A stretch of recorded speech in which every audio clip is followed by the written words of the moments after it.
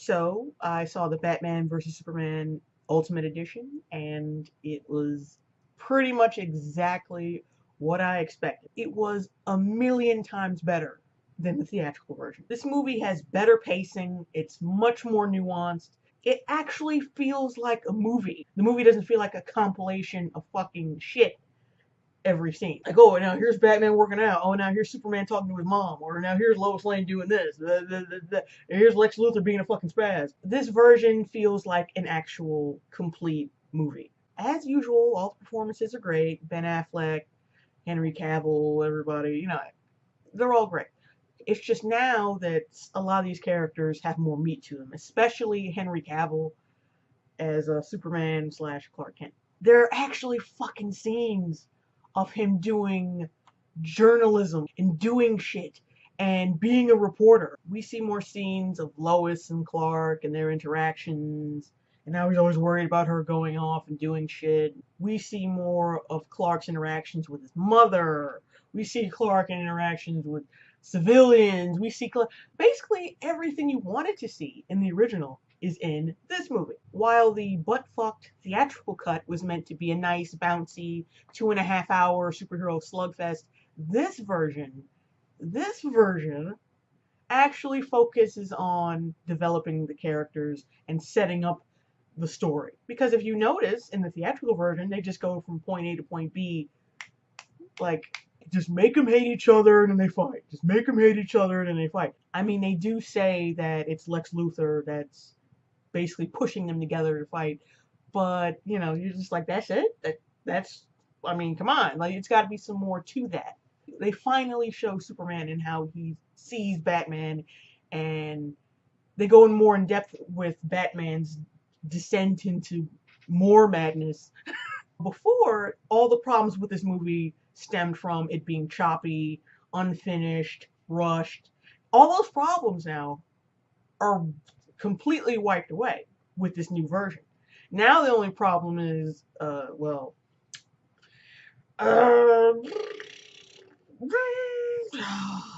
Jesse Eisenberg. But I've come to realize that that's just a personal preference.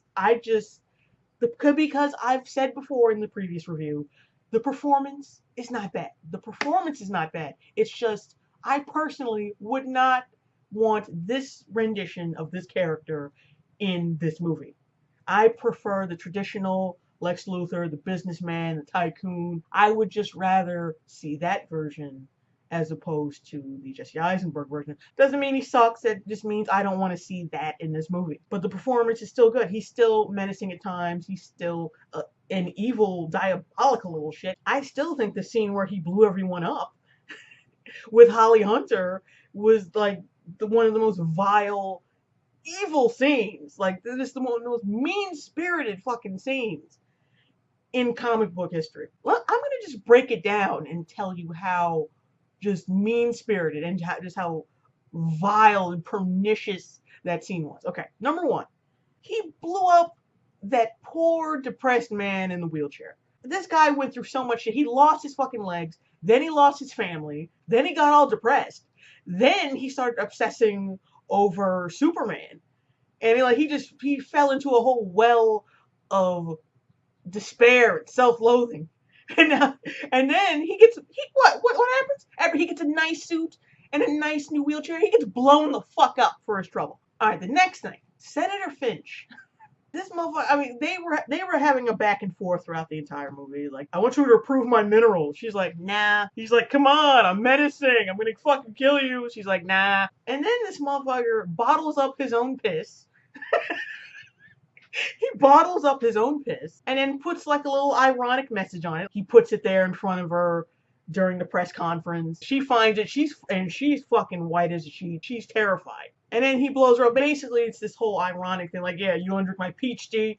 Fuck you. You're gonna drink it, bitch. The third point about that scene, he even blows up his hot Asian assistant, which I thought they had some kind of connection, some kind of deep evil friendship. But then no, he leaves her in there to die with everyone else. And you can kind of tell by her facial expression when she realizes he's not coming back that wasn't part of their deal. To stay and die with the entire fucking conference. Just left her there. He just left this hot Asian here. Like, no, I'm sorry, you're gonna have to turn into chop suey for your country.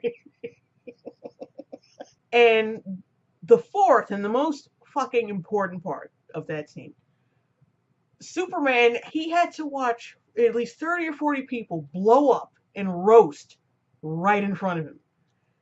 I mean, shit. And then in that scene, he's just left with so much like, how the fuck did I not see this coming?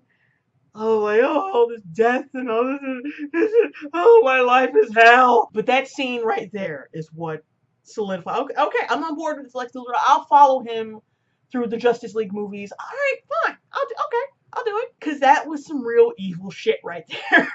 And I know there's some people who are still going to hate this movie for the simple fact that Batman kills some people. Here's why the outrage over that is complete bullshit. He only purposely killed 4 people.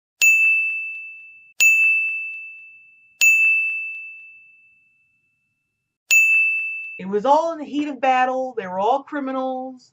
So, who cares? Any other criminal that was killed was collateral damage. How do you even know Batman in the entire history of the character? How do you know he hasn't already killed someone and didn't know it?